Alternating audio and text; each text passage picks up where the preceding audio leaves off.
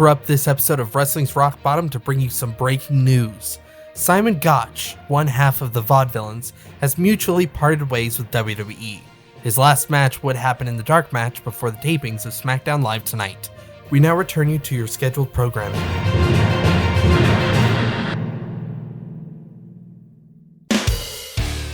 Welcome to episode 2 of Wrestling's Rock Bottom. This is the SmackDown After Mania on April 4th, 2017. We begin with an opening vignette highlighting the SmackDown side of Wrestlemania, and an introduction of our commentary team, which is JBL, Tom Phillips, and David Otunga. They're calling it Bizarro World again, and how roles may be reversed from what WWE wanted to be. The new WWE Champion Randy Orton comes out and delivers a promo, talking about how he beat Bray Wyatt at WrestleMania, defeating the mind games he's spent the past year defeating. Orton talks about how he is now Wyatt's master, and he will never forget Orton's name again. Wyatt then appears on the screen, saying how he's the master of nothing. You're still a Wyatt, and I will reclaim what she promised me. Bray wants to fight in a match that will challenge him mentally and physically, bringing Orton to insanity. He wants to make him scream and make him cry, and one will be sent to eternal damnation. He wants to fight Orton in a House of Horrors match. Orton accepts and calls him out to the ring. Wyatt then appears behind him in the ring. Orton gets the upper hand, but then Rowan appears to attack Orton. Harper then appears, attacking Rowan and Wyatt with Orton, and then Rowan and Wyatt exit to the back. There wasn't anything much to this segment other than the announcement of the House of Horrors, but I will say that Bray Wyatt is so charismatic on the mic. But now for an important history lesson. Now, Bray Wyatt is an important character in this era of WWE TV to fully understand, not only because of how charismatic he is, but also due to how layered and developed his character is. To better understand him, we need to do some storytelling. Bray Wyatt, also known as Wyndham Rotunda, came into the company with a simple gimmick based around his physical appearance, his weight, getting the name Husky Harris. Husky Harris was never treated with the respect he got, always getting fat jokes and constantly being the least important member of a group, whether that be in NXT or under the new Nexus. In April of 2012, after some time in FCW, WWE's talent developmental before it became just NXT, Rotunda would return, but not as Husky Harris, rather a soft-spoken southern cult leader preaching about the gift he received and how he's now more monster than human. This wouldn't be the first time we would have seen a cult leader gimmick in wrestling, as Dan Spivey's gimmick of Waylon Mercy was an inspiration for Bray.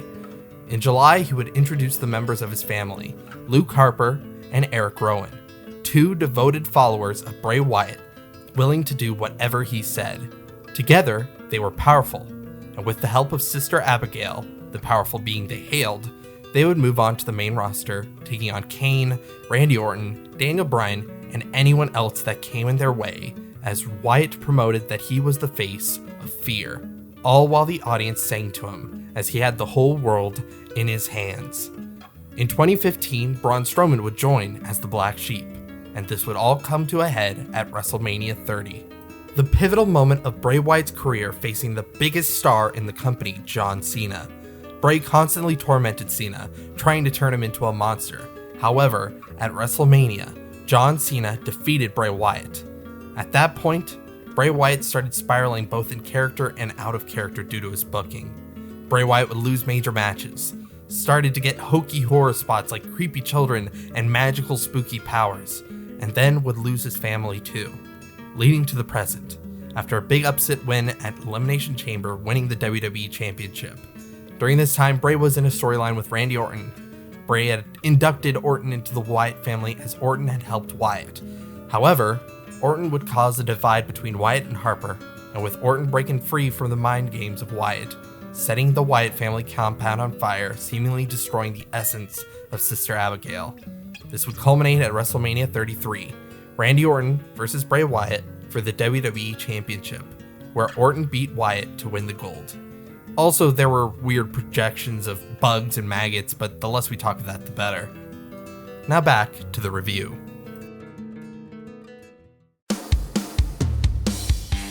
Next, we have Renee Young talking to Miz and Maurice backstage. Miz and Maurice talk about Cena and Nikki Bella's proposal. Talks about calling out Bella and Cena tonight before the shakeup. Miz implies beating up Cena and Bella and that they will never appear on SmackDown Live again. Announced after the commercial break is Harper and Orton versus Wyatt and Rowan for a tag team main event. However, our next match is Naomi versus Alexa Bliss in a rematch for the SmackDown Women's Championship. SmackDown Live is sponsored by Tap Out and JCPenney's. Alexa Bliss is angry after losing the title at Mania. Bliss starts wailing on Naomi at the start of the match. Naomi does a bulldog to Bliss into the second buckle. Naomi does a leg lariat to Alexa Bliss on the outside. And we return from commercial break to Bliss working over Naomi's leg. Naomi kicks Bliss in the face from that position. The crowd, I think, is booing a beach ball. I couldn't really tell because they never really showed it on screen at any point. There's a random delete chant as well in this match. Naomi rolls up Bliss. Naomi does a few forearms into Bliss. Naomi has Alexa Bliss in a fireman's carry and then drops her, kicking her in the head.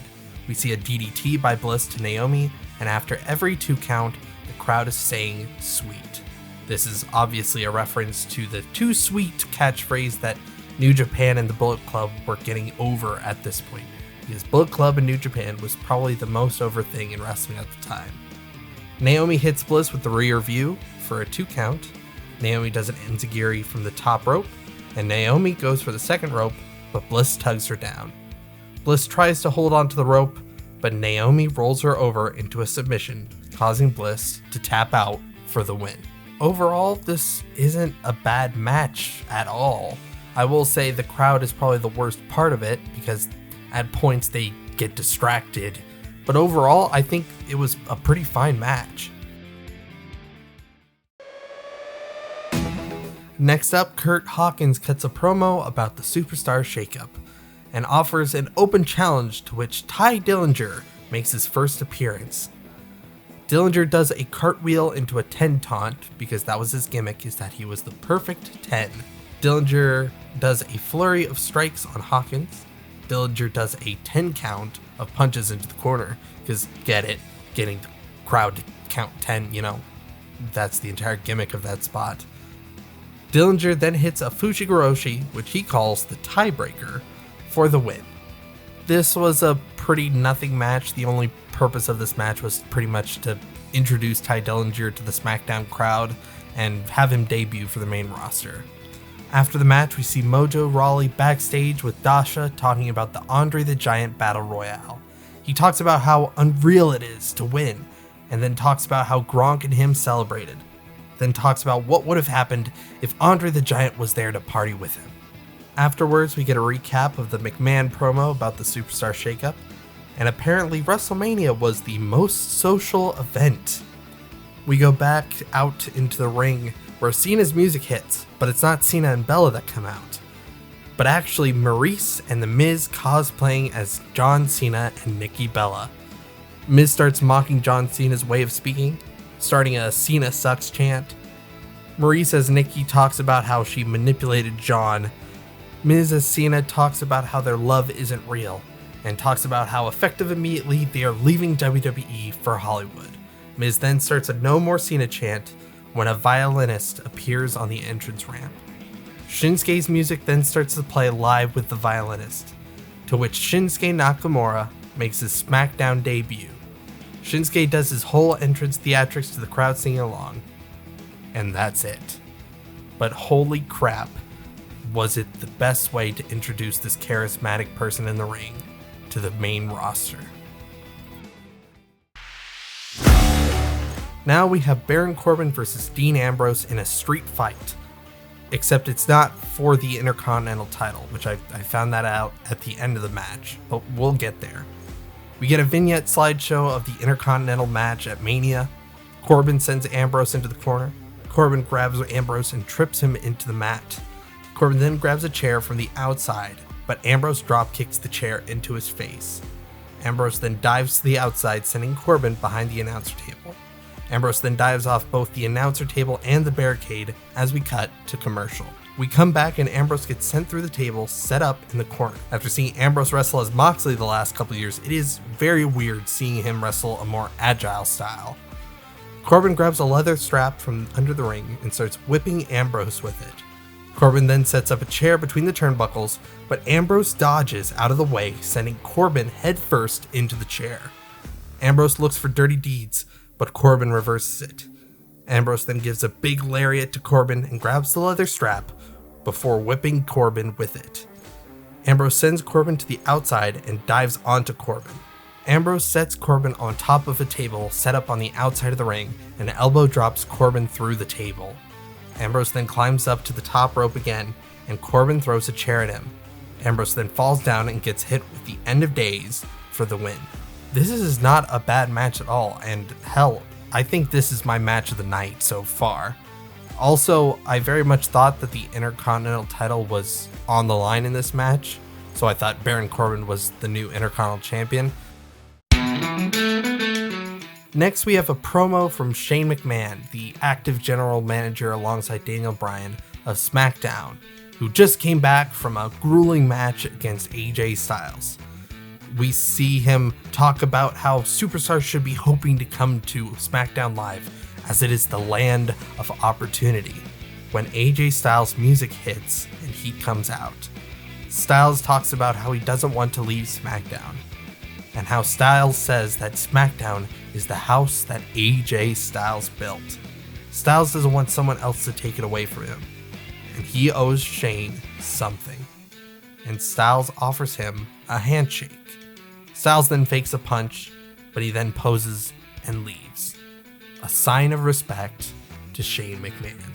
But now it's time for the main event. Orton and Harper versus Rowan and Bray Wyatt. Bray Wyatt's music hits and the Fireflies come out. Bray Wyatt is holding the signature smoking lantern as he enters to the ring with Rowan. You would still win a chance to go to Universal Studios with Enzo and Cass. If anyone is interested, please take it away from us. We're begging people to sign up for the sweepstakes. Rowan and Orton start off the match. Orton tries to hit the RKO early, but Rowan dodges and hits him with a leg lariat. We come back from commercial break and we get a hot tag from Orton to Harper. We get a springboard senton from Harper to Bray, and then Harper throws himself into Rowan to the outside.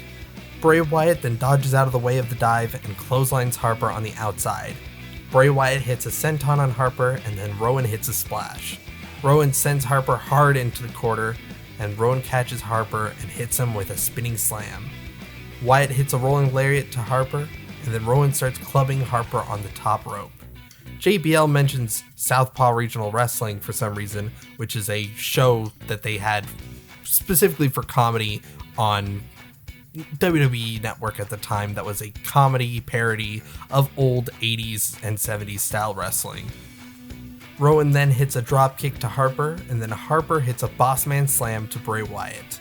Orton then gets a hot tag and Orton power slams Rowan. Orton tries to hit a DDT to Rowan, but Wyatt intercepts. But instead, Wyatt gets hit with the hanging DDT. Orton then sets up for the RKO to Bray Wyatt, but then the lights go out. The lights come back, and Bray Wyatt is at the entrance ramp. Rowan tries to hit Orton with a slam, but Orton reverses. Harper superkicks Rowan, and then Orton hits the RKO on Rowan for the win. Orton felt like he was barely in the match, and Harper was getting beat up the most, which is weird considering how over Harper is. Harper and Orton stand tall as that marks the end of the show. Overall, the show wasn't bad.